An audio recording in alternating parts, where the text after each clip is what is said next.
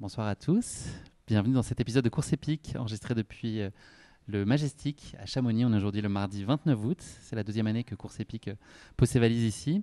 Je suis ravi de recevoir ce soir Clémentine Geoffrey, honneur aux femmes forcément. Bonjour. Salut Clémentine. Ravie d'être là. À ta droite, Fleury Roux. Salut Bonjour. Fleury. C'est un Salut. plaisir de te recevoir. Ça fait très longtemps que Merci, j'avais envie c'est de t'avoir dans le podcast. Donc c'est chose faite et puis Merci. on prendra le temps d'un épisode aussi plus tard dans l'année si tu veux bien. Et à ta gauche et donc à ma droite, Sylvain Cachard. Salut Sylvain. Salut, merci de me recevoir. Ça va, t'es ton sur ton avec le décor derrière, là c'est parfait, le bleu au cas. Là, Et c'est- avec mon micro. Avec le micro, parfait. C'est du boulot. Hein. Cette semaine s'annonce exceptionnelle pour Course épique avec la mise en place d'une émission quotidienne de mardi à dimanche, enregistrée chaque jour ici au Majestic à Chamonix. Ces épisodes ils seront disponibles comme habituellement en format podcast et aussi en vidéo sur notre chaîne YouTube. Vous le verrez, la programmation de ces épisodes est absolument dingue cette semaine. On en a la preuve déjà avec ce premier numéro avec vous trois. Merci aussi à l'équipe de l'UTMB et puis au Majestic de nous recevoir ici dans un lieu aussi majestique. Ah, elle était facile. On a relevé le velours là, ouais. Sylvain, la hauteur sous plafond et le velours, c'est. C'est bon, moi je C'est passe tout sans ce que me t'aimes, baisser, ça. donc c'est bon. On va démarrer cet épisode avec une présentation de chacun de vous trois.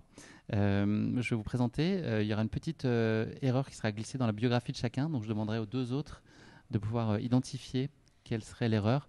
Alors, Clémentine et Fleury, vous connaissez assez bien, donc si jamais vous savez l'un pour l'autre, vous soufflez pas, d'accord, hein, vous laissez Sylvain Pas se de souci. débrouiller. Est-ce qu'on peut Tout préciser avant nos relations personnelles Vous pouvez tout c'est à fait, peut-être ouais. Si utile ça se raconte à cette heure-là, oui. à Vas-y. nos auditeurs et auditrices. Non, mais on est en On se connaît colocation. très bien.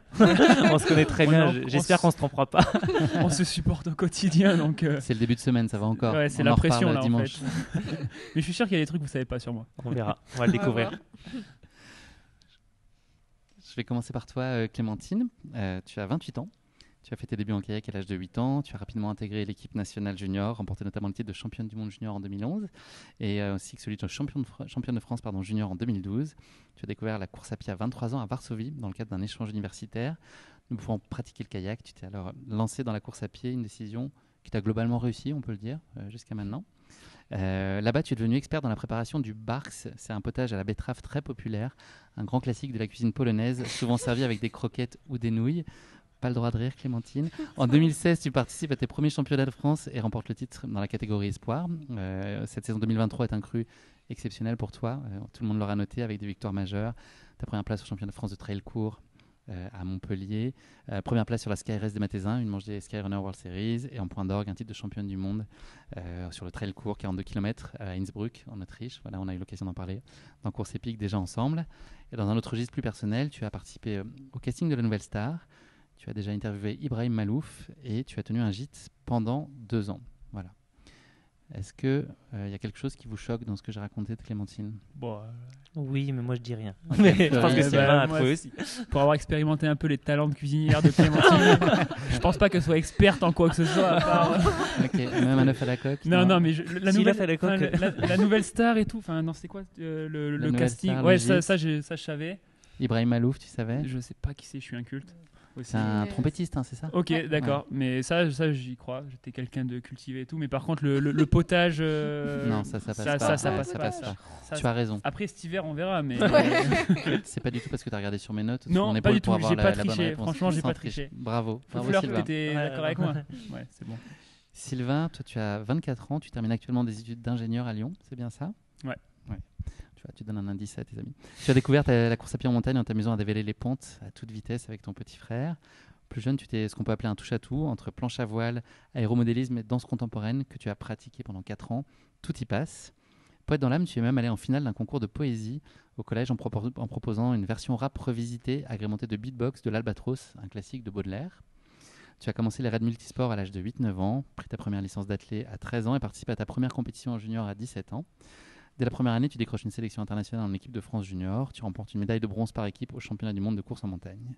Depuis 2019, tu enchaînes les victoires et tu deviens trailer pro en 2020. En 2022, tu décroches les titres de champion d'Europe de course en montée et en descente et celui de triple champion de France de course en montagne. Et cette année, tu réussis tout autant puisque tu as récemment signé une 4e place sur Sierzinal en Suisse avec le record du meilleur chrono français de l'histoire de la course en 2h34 et 22 secondes. Est-ce qu'il y a quelque T'as bien chose fait qui tes ne va devoirs. pas? Ouais, t'as vu? Est-ce qu'il y a quelque chose qui ne va pas là-dedans? Le poème. Le record français. Non, C'est original, c'est Non, pas non, possible. Il Non, fait le que me poème. clasher, il faudra s'habituer. Bonne ambiance. On s'aime bien. C'est ça l'esprit trail. C'est le poème, je pense. Ouais, le poème. Mais Après, il y a l'aéromodélisme aussi, ça, je savais Enfin, pas que tu faisais de l'aéromodélisme. je savais qu'ils allaient se faire avoir. C'est l'aéromodélisme? Non. Bah, c'est le poème, avec ouais, le rap et tout. poème, Alors, ouais. c'est ça, je me suis- partiellement vrai quand même. Ouais. On l'a là, enrichi, mais voilà. l'information est en soi vraie. Mais c'était ça le Poète truc. dans l'âme. Mais j'ai toujours été Il s'était poète. passé quoi? Non, en gros, c'était un concours de poésie un peu qui mélange poésie et art plastique au collège. Mhm. Mais il n'y avait pas de truc de rap ni rien. Oui, je me suis Ouais, dit, le rap, c'est c'est un ça. peu Fallait osé faire au collège. une affiche A3 avec des lettres de journal. On a fait un poème trop stylé, puis on a perdu en finale. Et voilà. C'est déjà beau quand même. Ouais. Médaille d'argent, ça se Le prend. sommet de ma carrière. Fleury, c'est à toi. Tu as Allez. 25 ans, tu as plusieurs diplômes en poche, dont celui de BTS Gestion et protection de la nature, licence pro activité des sports de montagne, une licence de STAPS entraînement sportif. Depuis 2018, tu es diplômé d'État d'accompagnateur de moyenne montagne. Au quotidien, tu as plusieurs casquettes. Je ne sais pas si elles sont vertes ou pas. C'est déjà pris, ça, je crois. Accompagnateur en montagne, formateur en orientation, caméra runner. Tu t'es notamment fait beaucoup remarquer à Innsbruck, où tu suivais les plus grands talents du trail mondial en allant plus vite qu'eux, ce qui était indécent quand même. Quand même. Tu as découvert la course d'orientation au collège et tu intègres la section sportive, puis le groupe France Cadet à 15 ans. Tu as obtenu 5 titres de champion de France et une sélection en équipe de France, avec à la clé une invitation officielle du président de l'époque, François Hollande, à l'Élysée. À côté de la course d'orientation, ta grande passion, c'est l'accordéon que tu pratiqueras pendant 8 ans. Tu as d'ailleurs été en tête d'affiche du festival d'accordéon pluriel de Montpellier en 2017. En 2018, après 5 années à haut niveau, tu décides de tourner vers le trail. Dès cette année-là, tu décroches le titre de champion de France Espoir. Et cette année, tu enchaînes les podiums, et notamment une première place sur le KV de la Transvulcania, une autre sur le Tour des Glaciers de la Vanoise. Et puis on va se parler de la MCC aussi, où c'est un nouveau podium à ton actif. Et tu souhaites également te lancer sur les formats de course-aventure, les raids multisports. Avec tes deux petits camarades ici présents aujourd'hui, tu auras l'occasion de nous en parler. Qu'est-ce qui ne va pas dans ce que j'ai raconté? Tout. Il y a rien qui va, à part l'âge. Non, l'accordéon. François Hollande, je savais, c'est après votre titre avec Saint-Etienne, quand vous êtes allé aux mondiaux En Turquie. Ouais. en Turquie et tout, vous C'est êtes ça. rentré. Mais enfin, je sais pas ce que t'en dis, toi, Clem. Bah, mais... je sais du coup, donc je te laisse répondre. Ah ouais, l'accordéon. Non, ça veut dire que l'accordéon, c'est vrai, ça. Non, en même temps, tu sais pas mentir, donc. Moi, je dirais l'accordéon quand même. Ouais, bravo Sylvain. Ah, Franchement, vous avez été fort. Et Bah, l'Élysée, c'est vrai qu'il Ouais, a fait de l'Élysée, l'accordéon, c'est vrai. mais ça a été Ouais. hyper enrichi, quoi, Enfin, le c'est truc de le l'accordéon. fait- j'ai fait 8 ans d'accordéon. Oui, J'ai fait 8 ans toi, d'accordéon. avec un accordéon. Ouais, Il quand faudra j'étais pas petit. qu'il joue de l'accordéon. Enfin, jusqu'en, un de je ces pense, quatre. jusqu'au collège, ouais, jusqu'à mi-collège. Et par contre, il y a eu une histoire de concours où je sais plus Ouais. à Montpellier, ça c'est totalement. J'ai pas fait ce Voilà, concours-là. Non, mais si, il me semble qu'ils sont allés voir le président après les Par mondiaux contre, oui, le président. UNSS de CO, parce que vous aviez gagné, non? Oui, c'est ça. avec, on avait été champion Saint-Étienne, du monde et du coup, scolaire, c'était énorme, ça. Au lycée en fait. Et on avait reçu une invitation de François Hollande à l'Élysée. Énorme. C'est comment par rapport au Majestic, l'Élysée? Ah, c'est un petit peu Un peu, plus. un peu moins grand. bien. Un peu plus clinquant. Ça vaut pas le Tape à l'œil. Majestic. Que tu Mais sors, il n'y a bon, pas de c'est dénive, kiff, quoi. Ok. Parfait. Pour démarrer, je vous propose de revenir sur les deux courses qui vont nous intéresser aujourd'hui, la MCC et l'ETC. L'ETC pour toi, Sylvain, et pour Fleury et Clémentine, la MCC.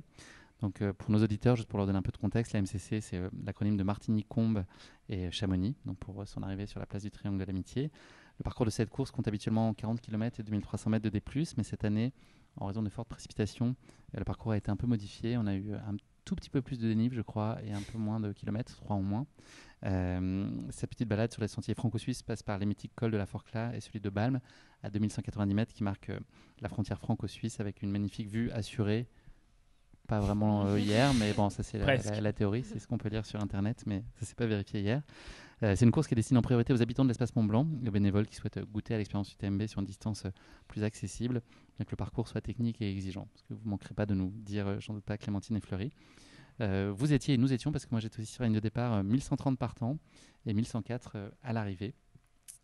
Pour l'ETC, cet acronyme, vous savez à quoi il correspond, ETC? Ah oui. On en a Vas-y, parlé dans la Clémentine. voiture. C'est Tout pas- à l'heure. ouais, On en a c'est- parlé dans la voiture, Clémentine. Dormez Oui. dans la voiture. Dormez dans la Clémentine. voiture. C'est en anglais. Allez, avec ton plus bel accent.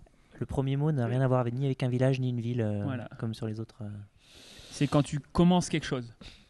Pour prendre de... Quand tu commences Allez, quelque chose. l'expérience. Ah, expérience trail. Courmayeur. Courmayeur, ok, Bravo. donc, ouais. Oh là, non, 2 sur 10. Donc ça, c'est l'ETC, c'est la dernière course à UTMB à avoir vu le jour. C'est une course de 15 km pour 1200 mètres de D+, qui s'annonce de Courmayeur en Italie. C'est une boucle. Voilà. Donc il y a une montée jusqu'au balcon de la vallée d'Aoste face au Mont Blanc avant de descendre à Courmayeur pour y déguster une authentique pizza à l'arrivée. Vous avez eu ça ou Une pas? focaccia. Non, Focaccia, on a c'est dégusté focaccia. Nous, un- on a mangé la focaccia à on a midi. dégusté- Ouais. Oui, mais ils ont pas Et nous, on couru. ne courait pas. On a dégusté un bouchon. Non, c'est pas les bouchons lyonnais, c'est les Ah oui. bouchons du tunnel du Mont Blanc, c'est Ok, moins ouais, moins appréciable. savoureux. Ouais. Et donc là, les derniers ont dû finir il n'y a pas très longtemps puisque la barrière horaire était à 4h30. Ouais, donc voilà, j'ai- ils ont dû arriver il y a C'est pas bien, très c'est longtemps. accessible. Ouais. Bon, on va parler de trail quand même, c'est le sujet qui nous intéresse aujourd'hui. Vous avez tous des passifs un peu différents. Le trail n'était pas forcément votre premier sport de cœur. Qu'est-ce que vous êtes allé chercher dans le trail? Qu'est-ce qui vous a appelé puis qui vous a fait y rester, vous exprimer aujourd'hui? Qui commence? Bon, Clémentine, comme d'hab. On l'envoie au casse-pipe. Non, bah moi c'est l'environnement, la montagne, courir sur les sentiers. J'ai toujours trouvé que c'était un sentiment de liberté et de plaisir, quoi. Je prenais du plaisir à ça. Et je pense que c'est vraiment ce qui m'a happé le plus au début. C'est pouvoir être dans un environnement qui me plaît et ça me permettait de me recharger, on va dire. À la fois me décharger des mauvaises choses et me recharger en positif. Fleury? C'est vrai que j'ai commencé un petit peu par le trail. Alors c'était des courses un petit peu. Je me souviens du trail du Bessa qui est vers chez moi à Saint-Étienne. C'est une course que mes parents faisaient en fait. Et il y avait des courses enfants, donc on participait aux courses enfants. Après, je me suis dirigé vers la course d'orientation parce que voilà, mon frère s'est inscrit à un club. Et j'ai longtemps continué dans la course d'orientation. Et en fait, je suis revenu au trail parce que je pense que l'environnement qui s'y dégage me plaisait beaucoup aussi. Et comme Clémentine, hein, je pense que l'environnement, la montagne, c'est des choses qui m'attirent et qui m'ont naturellement, avec mon enfance, un petit peu attiré à nouveau une fois que j'ai décidé d'arrêter un peu la course d'orientation à haut niveau, quoi. Sylvain, toi, t'es tombé dans la marmite, pourquoi? Bah, moi, c'est. On s'y est tous mis en même temps dans la famille en fait. Mes parents font beaucoup d'ultra aussi, mais en fait, ma mère fumait quand j'étais petit et pour ses 40 ans, elle s'est toujours dit ouais, je ferai un marathon. Et du coup, elle a commencé comme ça. Donc, elle a fait un marathon, elle a arrêté de fumer, elle a refait un marathon, elle a gagné 45 minutes, je crois, ou un truc comme ça. Et en fait, après, je me suis inscrit au club d'athlé et directement, on a vu le trail. Et moi, je pense que j'aborde le trail un peu de manière différente. Il y a mon côté clairement hédoniste où, bah, comme Clem, ça va pas pour une raison X ou Y, je vais dans la montagne et je me déplace dans la montagne, quelle que soit l'allure, et bah, je sais pas, je rentre, je me sens mieux. Enfin, ça peut être une journée vraiment pourrie et tout, je vais dans la montagne, je me sens mieux, ou dans les chemins en tout cas. Et après, il y a le côté compétiteur, c'est-à-dire que c'est ça qui est fou, c'est que depuis que j'ai 12-13 ans, bah, en plus je le cachais pas et tout, mais j'ai toujours voulu être le meilleur, quoi. De ce côté-là, ou en tout cas me dire jusqu'à où je peux aller. Donc il y a vraiment ces deux côtés, et en fait, je trouve que cette discipline, c'est vraiment la fusion en fait de à la fois la compétition et à la fois ce côté hédoniste de passer beaucoup de temps en montagne, parce qu'on y passe beaucoup de temps à l'entraînement quand même. Clémentine, on avait échangé il n'y a pas si longtemps que ça, courant juillet. Tu sortais des championnats du monde à succès, comme on le sait. Quand tu me parlais de tes projets de course, il n'y avait rien prévu à ce moment-là de l'année à Chamonix, je pense. Comment est-ce que c'est dessiné cette course-là et ta participation à la MCC qui n'était pas non plus ton choix de cœur, je crois? Ouais, et en fait, j'aurais dû faire une manche de skyrunning vendredi dernier. Là, c'était Matterhorn Ultrax au départ de Zermatt. Et du coup, fin juillet, j'ai fait une autre manche en Autriche, Schlegeis. Et c'était super, hein, mais c'était très technique. Et on m'a dit que Matterhorn, ça allait être encore plus technique. Et là, je me suis dit, je me suis un peu dégonflée. Je me suis dit que c'était pas pour moi. Ça m'attirait moins. Et donc, j'ai décidé de pas faire celle-ci, de manche, et d'en faire une en septembre. Et donc, au mois d'août, j'avais plus de courses, on va dire. Et j'ai demandé si je pouvais faire une course de l'UTMB, parce que ça reste des belles courses avec du beau niveau. Et j'avais envie d'essayer, parce que j'ai jamais participé à aucune course de l'UTMB. Donc j'ai demandé d'abord l'OCC si c'était possible, mais donc j'ai pas de Running Stone, les fameux Running Stone.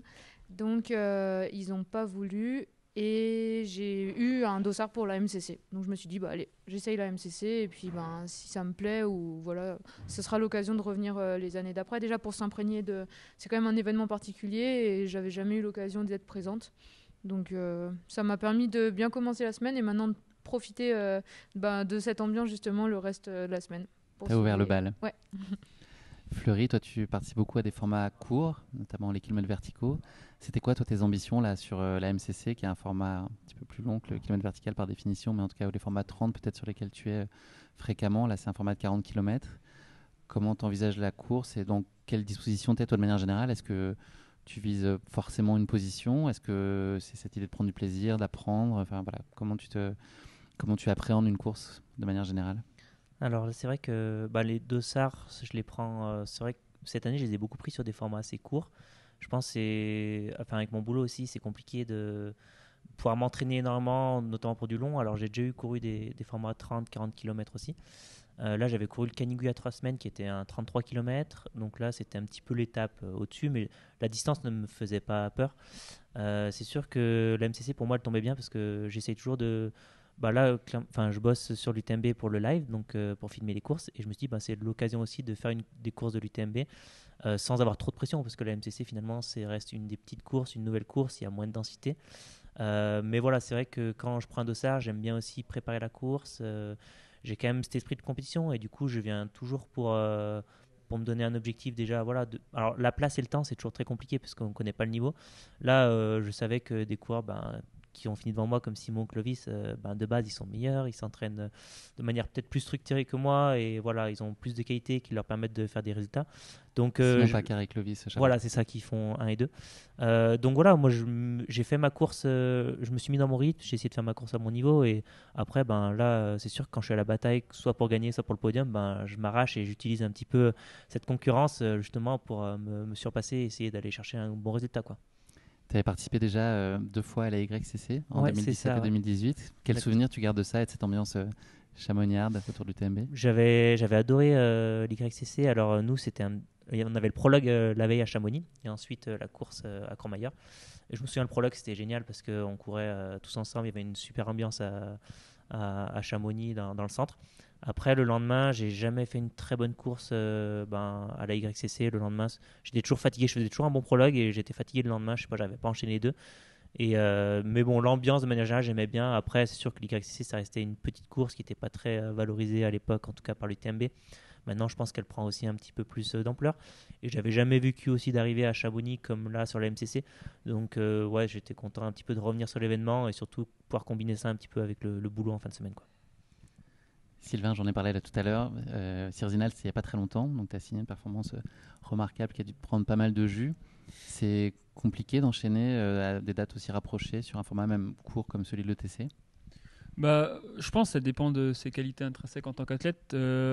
Pour moi, c'est peut-être un peu compliqué. Après, c'est vrai que j'ai pas eu un enchaînement comme je l'aurais voulu. J'ai eu un peu un ongle incarné qui s'est un peu infecté, donc ça m'a un peu. J'ai pas trop pu mettre de basket pendant que 3-4 jours, donc ça passe quand même. Après, c'est vrai que je pense que, je suis pas une machine. Je suis très sensible à mes émotions et c'est vrai qu'autant des émotions négatives, j'arrive très bien à les utiliser pour vite rebondir et retourner à l'entraînement. Autant des émotions positives, j'ai beaucoup plus de mal parce qu'en fait je m'en méfie moins et du coup j'ai beaucoup plus de mal à les gérer. Et c'est vrai qu'après Sierzinal, c'était pour moi c'est une étape. J'ai toujours dit que je voulais courir un jour en moins de 2h30 et que c'était l'objectif d'une carrière de courir en moins de 2h30, mais en tout cas c'était une belle étape. Et ça a été une surprise pour toi? Oui et non, parce que c'était une course après laquelle je courais littéralement pour aller chercher ce chrono, pour réussir à gérer tous les paramètres qui rentrent en compte sur un trail court, alors que moi j'avais plus l'habitude de la course en montagne jusqu'à maintenant. Donc j'étais très content que ça tombe à Sierzinal parce que pour moi c'est vraiment la course de cœur. Mais voilà, je pense que c'est possible de bien enchaîner. Après, c'est à moi aussi de construire mes saisons. Là, je sais pas si ça peut passer là, mais c'était aussi l'objectif. C'était intéressant pour moi parce que j'ai couru dimanche à Stellina une montée sèche. Et en fait, au-delà de l'ETC, c'était aussi surtout tester d'enchaîner une course en montée sèche, un jour de repos, une course en montée descente. Donc en oubliant un peu le fait qu'il y ait Sierzinal ou quoi avec, peut-être que je l'ai payé, mais en fait tout simplement parce que sur les formats des grands championnats, que ce soit championnat d'Europe, championnat du monde, en course en montagne, justement c'est une montée sèche, 1 ou 2 jours de repos et une montée descente. Et autant j'ai déjà fait et je sais bien enchaîner une montée sèche et le lendemain une montée descente et je sais que ça me stimule, que d'un point de vue hormonal, d'un point de vue physique, musculaire, ça passe pas du tout de soucis. Et autant là je voulais tester. Bon, il faudra voir à froid un peu les conclusions que j'en tire, mais voilà, c'était aussi pour ça que je voulais faire cet enchaînement, mais je pense que c'est possible, mais que je l'ai mal géré, ouais.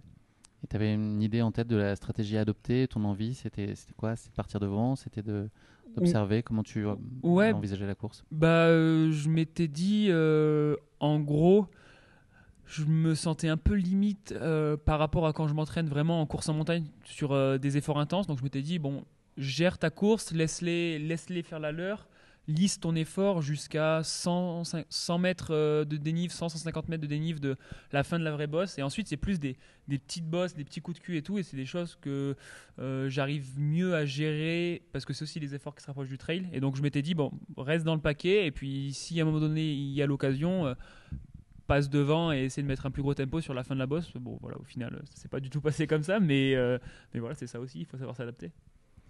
Sur la MCC, là, la météo, elle a été assez compliquée hier. Est-ce que, quand on vous annonce comme ça des conditions pas très favorables, est-ce que ça vous fait une montée de stress? Est-ce que c'est désagréable pour vous? Est-ce que vous prenez ce qu'il y a à prendre et puis les conditions, vous les embrassez quelles qu'elles soient? Bah, moi, pour ma part, j'avais pas spécialement envie. Je veux pas y aller. Ouais, j'attendais jusqu'au dernier moment un SMS d'annulation de la course. Ah ouais, bien motivé là. Là si la prochaine fois, si tu veux faire une blague à Clémentine, dès qu'il pleut, tu l'envoies un SMS, course annulée. Tu t'arranges avec Evadict après. Hein. Je sais pas, on a logé à Martigny et puis on voyait la pluie tomber le matin. Et moi, c'est vrai que je m'imaginais pas trop. Dans ce plan grand froid, là, on commençait à s'habiller et tout ça. Et puis finalement, en fait, on se fait des montagnes et tu pars. Je suis même partie avec le kawaii et finalement, je l'ai enlevé au bout de 20 minutes de course parce que j'avais trop chaud et je l'ai pas remis et ça s'est super bien passé. Mais ouais, faut se faire un peu violence et voilà. À l'inverse, c'est vrai que moi, j'ai plutôt pris les conditions comme elles étaient et je me suis plutôt dit ça va me faire. J'en fais une force parce que justement, je vois Clémentine qui n'a pas forcément. Je me dis, il doit y avoir d'autres coureurs comme ça et justement, il y a des coureurs qui craignent sûrement le froid, tout ça. Et moi, ça me fait pas forcément peur en fait, des conditions difficiles. Et je me suis mis un petit peu dans la tête que cette fin d'année, j'ai envie de courir la Saint-Élion et je me suis mis dans la tête de ça me fait une bonne prépa en fait. Juste. Et tu fermais les yeux quand tu courais pour être dans le noir aussi. Voilà. C'était une course de nuit, histoire de vivre pleinement. Mais voilà, j'ai pensé à ça et je me suis dit, en fait, la pluie de manière générale, ça me fait pas peur. Le froid non plus, surtout en course en fait. Donc je me suis dit, le seul truc, c'est que ça peut m'apporter que du positif. Peut-être qu'il y en a d'autres mentalement qui vont lâcher et ça va pouvoir faire des différences aussi à ce moment-là, quoi. Vous vous sentiez en pleine possession de vos moyens là sur la ligne de départ, tous? Ouais, oui, finalement ça s'est bien passé. Je m'attendais à ce qu'on ait aucune vue, que ce soit tout bouché et qu'au final tu passes ta course un peu dans le brouillard et tout. Et en fait pas du tout. Au col de Balme, il neigeait certes, mais c'était dégagé. On a quand même bien profité de ces paysages. Et puis dès que tu redescendais, il faisait beau en fait. À l'arrivée à Chamonix, on était bien. Moi je suis arrivée, j'étais sèche, je crois. J'avais bien séché. C'est parce que t'as pas passé beaucoup de temps dehors aussi. Elle a pas transpiré. T'as été trop rapide, trop facile. Rajoutez-moi des kilomètres. Du coup, ouais, non, franchement, moi, je me sentais bien. Ouais. Toi, Sylvain, c'était plus clément pour toi aujourd'hui? Ouais, franchement, c'était top. Super météo. Moi, je préfère largement cette météo-là que même je préfère qu'il pleuve, qu'il fasse grosse canicule. Parce que la chaleur, c'est quand même super compliqué à gérer. Donc, ouais, sur la ligne de départ, j'étais curieux. En fait, c'est toujours ça. J'ai toujours l'impression de me mettre dans une éprouvette et de me dire ça va donner quoi, ça va donner quoi. Je vois vraiment le sport comme ça, quoi. C'est un coup, tu sors un truc énorme de l'éprouvette et un coup, tu sors une vieille flasque là. Tu te dis, allez, on va le mettre dans le lit. Clémentine, toi, compte tenu de tes talents de descendeuse, la météo, le fait que les conditions soient très humides, ça change quelque chose? Est-ce que ça te pénalise dans ton élan, dans les descentes et dans le rythme que tu peux y mettre? Est-ce que tu appréhendes plus tu vois, les rochers qui pourraient glisser ou ça change pas grand-chose et tu vas avec la même envie? Pour le coup, non, ça m'a pas pénalisé. Je pense même que ça m'a avantagé du coup parce que peut-être certains ont été pénalisés par ça. Et en plus, j'avais une super accroche. Enfin, j'ai pas glissé. Non, mais Elle est forte en marketing quand même. Voilà, quels sont tes produits qui permettent de si bien accrocher les elles ont un bon grip et tout. Ça a l'air énorme. Tout ça disponible pour la somme de. Et j'en ai vu se casser la figure devant moi d'ailleurs. Et enfin, non, moi ça s'est bien passé. Qui eux ne portaient pas le modèle. Exactement. On va parler de la course. On va commencer par toi, Clémentine. Ta MCC, c'est parti fort. Ouais, je suis peut-être partie un peu fort, ça c'est vrai. Et je me suis fait d'ailleurs remonter parce que j'ai un peu coincé dans la première montée, dans la bosse.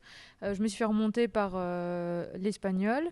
Et donc on bascule ensemble. Ouais. On bascule ensemble au col et justement, première descente, là, elle pêche plus que moi, donc là, je descends. Et je l'ai pas revue après, j'étais mieux dans la deuxième montée du col de Balme. Et derrière, j'ai essayé de bien envoyer en descente. j'ai cru qu'il y avait encore une fille derrière moi au tour parce que j'entends allez Audrey et je me dis c'est pas possible. C'était un mec. Non mais je me disais bon bah là j'ai quand même bien donné et bon bah s'il y a quelqu'un il y a quelqu'un mais je m'attendais pas Ça te à ça. surprenait, ouais. Ouais, Ça ça me surpris. surprenait. Du coup, j'ai essayé d'en remettre un peu et mais du coup finalement On te donnait pas les écarts, t'avais pas non, d'idée. j'ai eu aucun écart à aucun moment et du coup bon, bah, j'ai poursuivi mon effort jusqu'au bout. Je me suis vraiment donné jusqu'au bout et je me suis mise dans le mal quand même. Hein. À l'arrivée, j'avais le bide un peu en vrac et ouais, mais je suis contente du coup. Ça, oui, c'est ce que j'avais demandé. T'aimes bien finalement quand il y a un peu cette tension qui t'oblige à être très engagé tout le temps ou quitte à choisir, tu préfères une course où tu sais que tu as sécurisé ta place tôt. Là, justement, l'état d'esprit de base sur la ligne de départ, c'était pas le plus favorable à me donner à 400%. Et finalement, en course, j'ai été poussée un peu dans mes retranchements et du coup, jusqu'au bout, j'ai quand même tout donné. Et donc, finalement, je trouve que c'est une course vraiment pleine et que je m'en resservirai pour la suite. À chaque fois, c'est une super expérience et du coup, je la garde. C'est une bonne éprouvette cette fois. Donc je le dis maintenant, avant d'oublier de le dire aux auditeurs, tu as donc gagné à la MCC. Fleury, à ton tour, donc tu étais sur la même course. Comment ça s'est passé pour toi? Eh bien, on est parti, il y avait une assez bonne densité au départ, en tout cas autour de notre niveau, quoi. On est passé à 4 au col de la Forclaz, avec Clovis et je ne connais plus le nom des deux autres qui ont fini un peu plus loin derrière dans la course. Et donc voilà, on a fait toute la première montée. Moi, je suis vraiment monté à mon rythme. On avait un bon rythme puisqu'on passe sur les mêmes allures que les autres coureurs les autres années, quoi. Donc on était plutôt bien. Ensuite, je me fais distancer dans la première descente. Contrairement à Clémentine, Pourquoi j'avais des chaussures un peu usées, enfin trop usées en fait. Quelle était la marque de tes chaussures? Je pense qu'elles avaient, les crampons étaient trop usés. Et en fait, j'avais pas d'accroche, chose. ouais. Donc j'ai un peu glissé. Je lâche 20-30 secondes en fait par rapport au groupe de tête. Et derrière, je vois Simon Pacard qu'on avait lâché un peu dans la première montée qui revient donc au pied du col de Balme. Et derrière, devant en tout cas, ils ont fait leur course, Clovis, tout ça. Ils sont partis et moi j'ai fait une longue montée au col de Balme avec Simon. Et à la fin de la montée, j'étais mieux en bosse que lui, je le savais parce qu'à la Forclaz, déjà il était un peu derrière. Donc j'ai pris mon rythme encore une fois au col de Balme à la fin. Et je le lâche et en fait, je me retrouve rapidement près du podium, autour de la 3-4e place. Et après, Simon, son gros point fort, c'est qu'il descendait très bien. Et donc, il m'est revenu dessus dans la descente et on a fait une partie de la descente ensemble. On est quasiment recollé en fait parce que le tour, alors je crois qu'on était kilomètre 22 ou 23, on a quasiment recollé à Clovis et je crois que c'était Louis le nom. C'est ça, Louis Théron, je crois. Ouais, peut-être Louis, ouais, c'est ça, ouais. Et du coup, en fait, je me suis fait quand même un petit peu distancer en bas de la descente, mais du coup, ils étaient 3. Et moi, je passe au tour, j'étais 4e à 20 secondes. Mais je commençais déjà à avoir un peu mal aux ampoules. Alors, en fait, j'ai couru une course, le Canigou, il y a 3 semaines, et j'ai perdu toute la peau sous mes talons. Voilà, à cause de. Ça va être très agréable, ça. Et du coup, j'avais encore la peau un peu Il sensible. t'en restait un peu. La peau s'est refaite, mais je sentais vraiment en descente les cailloux, tout ça. Donc, j'avais une peau très sensible, donc j'avais du mal vraiment à engager en descente. Et là, tu vas aller chercher le podium à ce moment-là? Ouais, je me dis, allez, c'est encore possible, ça peut craquer devant. On arrive à Argentière, je vois les gars sortir du ravito. Alors, je vois surtout le 3e, Louis. Du coup, je me suis dit, Clovis et Simon, ils font leur course devant, ils partent, ils sont plus forts, quoi. Et moi, je reviens sur la 3e place, je me dis, allez, tu vas chercher le podium, donc je me bats pour ça. Et en fait, à 5 km de l'arrivée, je vois en fait Clovis et Simon à 20 secondes devant moi. Et je me dis, ah putain, tu peux gagner, allez, va chercher la victoire. Donc j'essaie de me faire mal, mais là, j'ai fait un peu une erreur, mais ça, c'est un peu mon point faible aussi, c'est la nutrition, je pense, en course. C'est que j'avais pas assez pris de gel. En fait, déjà, j'ai pas beaucoup bu pendant la course, j'ai bu que 1 litre, 1 litre 2 parce que j'ai repli légèrement un ravito, mais sur 3h20 de course, boire 1 litre, c'est quand même très peu. Tu t'arrêtes pas au ravito, j'imagine? Non, du coup, je me suis arrêté un peu à celui d'Argentière pour boire un petit peu, mais parce que j'avais plus d'eau.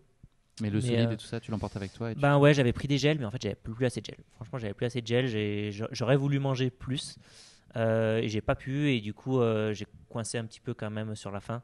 Et je me fais reprendre 1 minute à peu près sur la fin de course. Et d'ailleurs, j'étais juste content sur les derniers kilomètres, tout plat, de garder. Je les voyais au loin en fait, mais je voyais Clovis surtout, il avait 30 secondes d'avance, mais c'était impossible pour moi de revenir. Et je me suis, 3e, j'étais vraiment content de garder cette 3e place, ce podium. Donc je me suis vraiment satisfait de ça. Et puis je suis vraiment content du chrono aussi, puisque 3h22. Ouais, 3h22, donc pas si loin de Simon et Clovis finalement. Et quand j'avais regardé le nouveau parcours, j'avais estimé pouvoir mettre 3h30 dans un très bon jour. Et là, je mets 3h22. Donc voilà, après, à mon niveau, ça reste une super course et peut-être une des meilleures de ma saison. Je ne sais pas trop, c'est difficile de dire, mais je suis vraiment satisfait.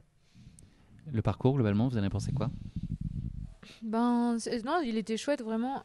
Juste la première montée, c'est vrai qu'on est le long de la route, donc au final, peut-être pas un grand intérêt avec cette proximité de la route, mais sinon, il était exigeant, hein, il était complet, je trouve. Pas spécialement technique, mais par contre, physiologiquement, il fallait être capable de monter fort et de descendre fort, parce que là, une fois en haut du col de Balme, tu as quand même 20, il te reste encore plus de 20 km, donc c'est long, hein, la fin est longue. C'est que de la descente.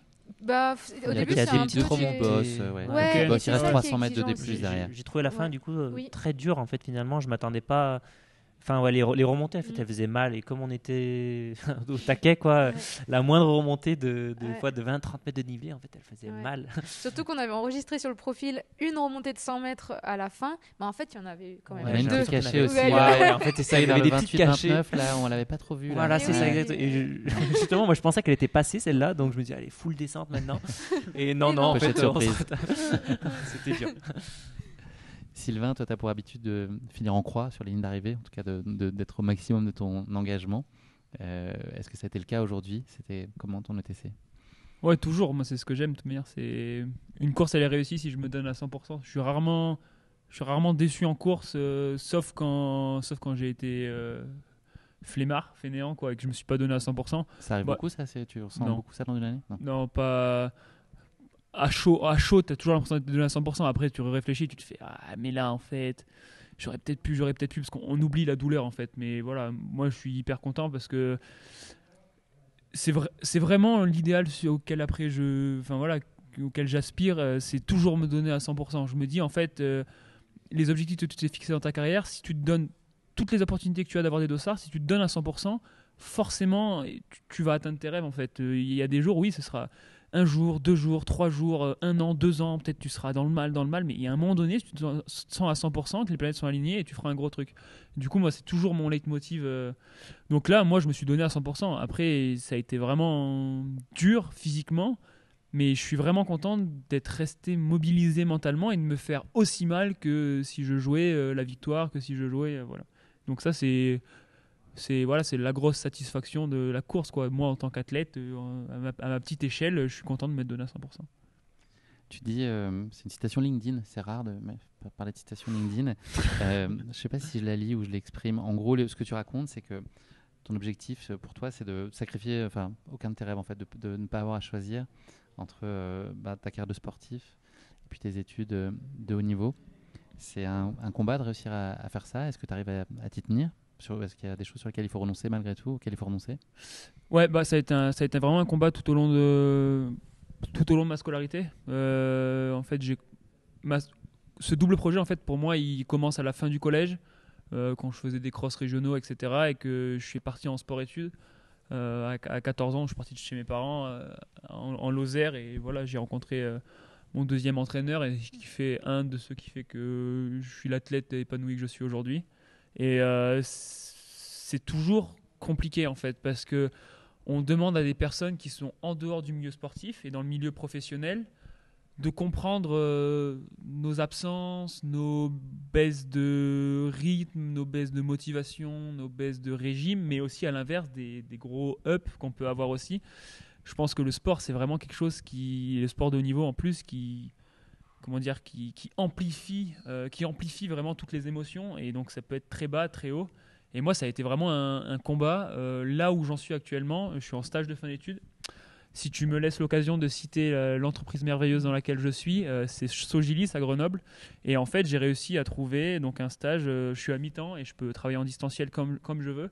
Et c'est vraiment quelque chose que j'essaie de partager au maximum, parce que voilà, moi donc je suis en école d'ingénieur à l'INSA Lyon en informatique, et je veux pas qu'il y ait des jeunes qui se disent à la fin du lycée, c'est le moment, en tout cas en course en montagne ou en trail, qu'on peut avoir les premières sélections en junior, surtout en course en montagne, et qui renoncent à des études parce que parce qu'il y a le sport en fait. Et je trouve ça hyper important, même si moi, à terme, voilà, je vais être 100% professionnel et en tout cas continuer le projet sportif en délaissant un petit peu le projet informatique, même si je continuerai à faire quelques missions parce que j'adore ça.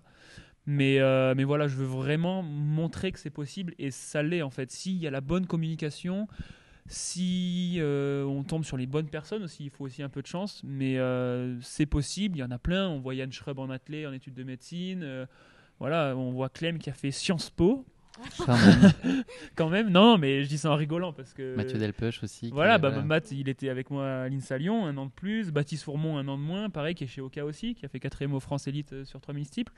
Donc non, c'est possible et j'encourage vraiment tous les jeunes athlètes à continuer un peu des 2 côtés. C'est hyper important, je pense.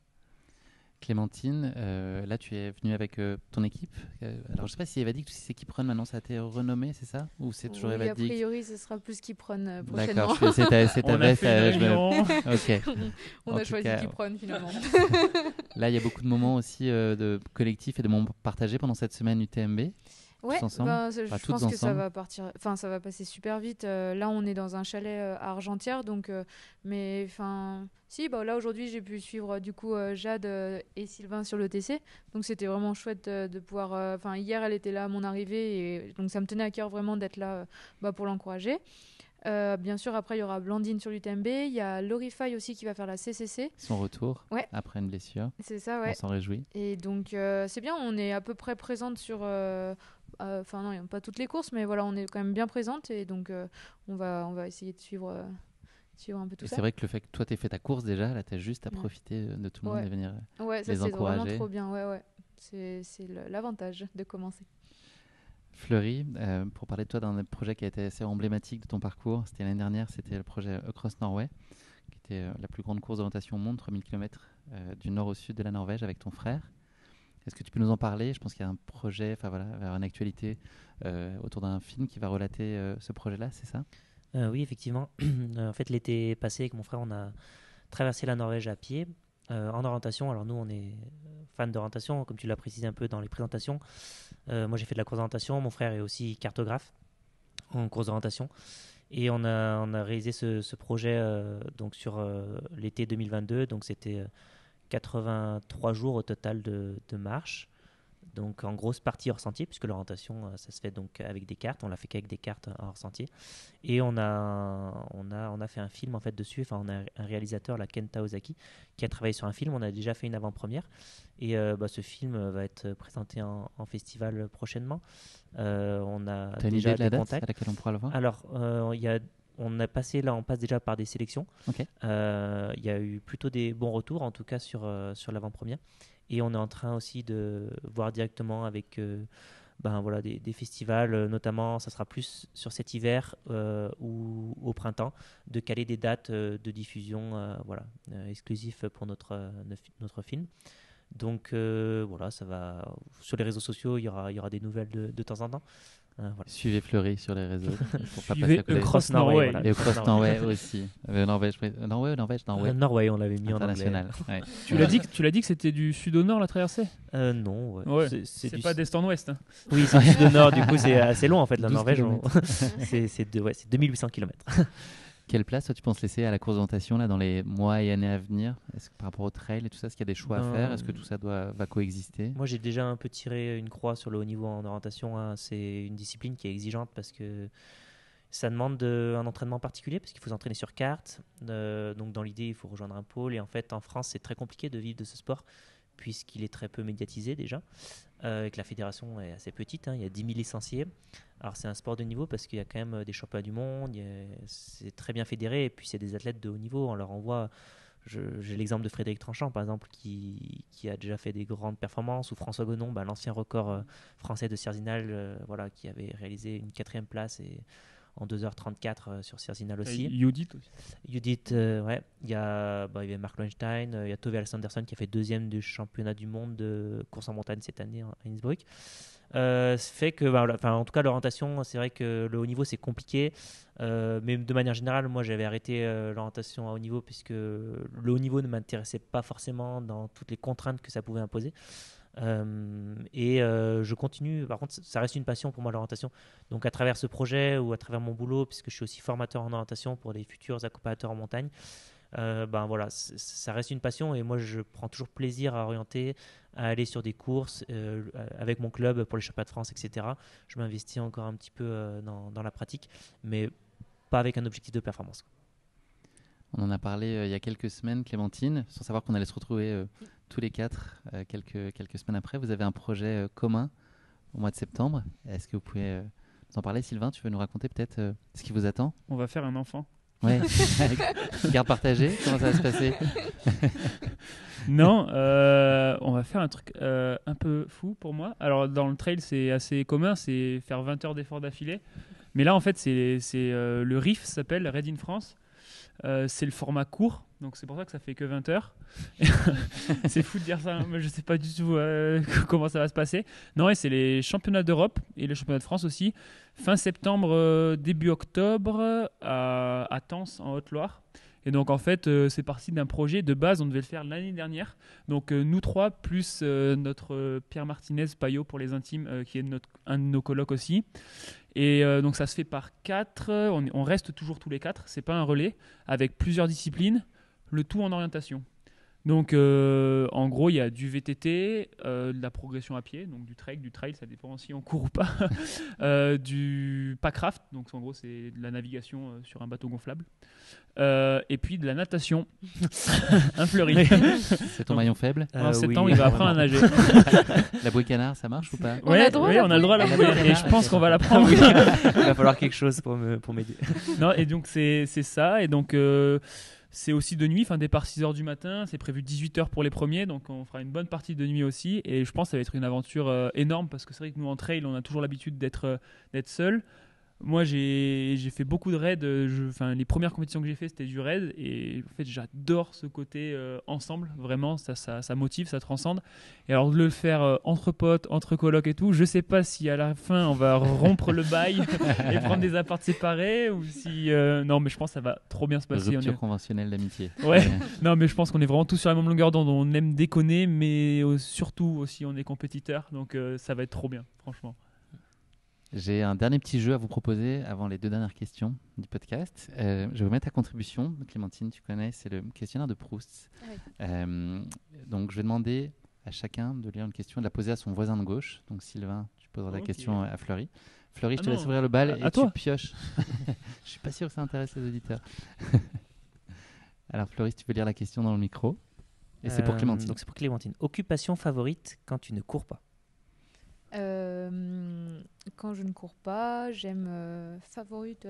Non, j'aime lire, mais un bon livre. Enfin, tu vas te moquer de moi parce que je lis très lentement, mais j'aime bien lire un bon livre. C'est super agréable. Voilà. Un livre par an, c'est ça ton rythme? Ouais, c'est pas loin de ça. Elle court beaucoup, quoi. Elle court beaucoup. Voilà, parfait. On va dire que lecture. Alors Clémentine pour Sylvain. Non, pas celle-là. Elle est hyper dure. Attention. Lorsque tu te sens triste, qu'aimes-tu faire? Ouais. Lire un livre? Non. Avec Clémentine? Ouais. Non, j'écoute des chansons de rap. Ok. J'adore. Je trouve que le parallèle entre la chanson et le sport, enfin, et le rap et le sport, c'est. Mais pas des raps de bourrin, tu vois, des vrais raps de paroles. Sensible comme toi. Ouais, c'est ça. Subtil et raffiné. Non, mais ouais, alors je suis pas raffiné, mais non, ni subtil. Non, mais des bons raps à paroles, un peu, c'est la poésie du 21e siècle, moi, je trouve. Parfait. C'est beau. J'aurais presque Ouais, envie d'arrêter l'épisode là-dessus tellement c'est bien dit. Je risque de foirer la réponse. Sylvain, c'est à toi. Pour Allez. Fleury. Allez.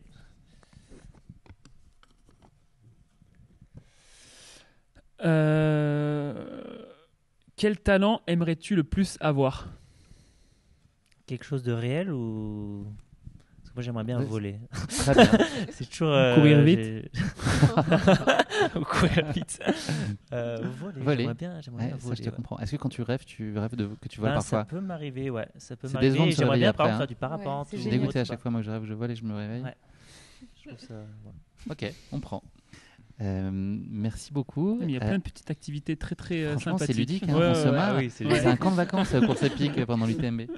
Merci à tous les trois. Petite question, votre favori de cœur là, pour l'UTMB, homme-femme chacun? Et on se dit que vous aimez tous les autres et que vous avez envie que tout le monde gagne. Comme ça, vous vous brouillez avec personne, mais un petit favori de cœur et une favorite de cœur. Je passe en dernier. Chez les hommes, moi, Jim, j'aimerais bien qu'il gagne en tout cas. Ouais. Et chez les femmes, Blandine, ce serait chouette aussi. Après, je connais moins la concurrence aussi, peut-être chez les femmes. Mais Courtenay, il y a Courtenay, Woodcroft. j'ai vu Woodcroft. Mais je pense une victoire française, ce serait sympa aussi. Et Courtenay, elle en a déjà beaucoup gagné cette année, donc ce serait bien quand À un même. moment, elle sera fatiguée quand C'est même. ta favorite de cœur en tout cas. Voilà, ce serait beau. Clémentine. Moi, chez les femmes, Blandine, forcément. Of Et puis, course. ouais, ce serait vraiment trop beau. Et chez les hommes, j'ai envie de dire Ludo. Ok, Ludo Pomeray. Ça serait trop bien. Ouais, de ça me ouf. ferait trop plaisir. Moi, je suis d'accord, mais du coup, je vais échanger un peu pour. Je sais pas, ça fait d'autres réponses, ça fait pas recopieur. Non, moi, je dirais chez les hommes Thibaut. Garivier. Ouais, en tout cas, je lui souhaite vraiment de faire une grosse course bien pleine et bien gérée. Et puis, chez les femmes, je dis blanc aussi. Même si Courtenay, la seule qui peut partir Courtenay, c'est Courtenay. Et du coup, si elle là-bas, il y a blanc derrière. En tout cas, je pense qu'elle a le bon état d'esprit en ce moment. Dernière question, quelle est la chose que vous allez faire là juste après? On coupe les micros dans 2 minutes. Vous allez faire quoi? Dormir, prendre l'apéro? Je crois qu'on va manger. Et c'est pas Clémentine qui cuisine. C'est bon. Pas sa vieille Mais soupe si, de. mon borsch, là. Je vous le ferai, un de ces 4. Le borsch. Borsch, non, c'est pas ça, là. Je sais pas comment j'ai prononcé. Il y a le tellement de. borsch, Je sais pas s'il y a je crois que une tu voyelle voulais dedans. parler Ouais. du pain dans lequel il y a une soupe, non? Soupe avec je crois que c'est une soupe avec de la betterave. Ah, ouais, J'ai entendu Mm. betterave. Excellent, ça. Ouais. Je vous la Ça doit ferai. être délicieux. Ouais. Du coup, Franchement, tu ce sera vas la manger punition. Après, tu fais quoi? Tu manges? Oui, moi, je vais manger aussi. Moi aussi. Parfait. La bouffe, c'est la vie. On finira là-dessus. La bouffe, c'est la vie. Merci infiniment à tous les trois là, d'avoir trouvé le temps, toi au sortir de ta course, Sylvain, plus ou moins. Non, avec Merci plaisir. de vous être organisé pour être avec nous, les auditeurs de Course Épique, ce soir. Ça m'a fait très plaisir. Je suis très content d'ouvrir le bal de cette semaine UTMB avec vous. Demain, on devrait avoir, je l'espère, Fiona Porte, Alexis Berg, Sébastien Camus et Vincent Viette qui seront à ces places-là. Il faudra une chaise en plus. Merci beaucoup. Mangez bien. Moi, je peux vous souhaiter que ça. Merci. Et profitez bien de votre semaine. Et puis j'espère qu'on aura plein d'occasions de se recroiser ici à Chamonix, puis plus tard dans la vie. Voilà. Merci, Carrément. merci beaucoup. Ouais, merci à Merci. toi et ton équipe. Super. À bientôt.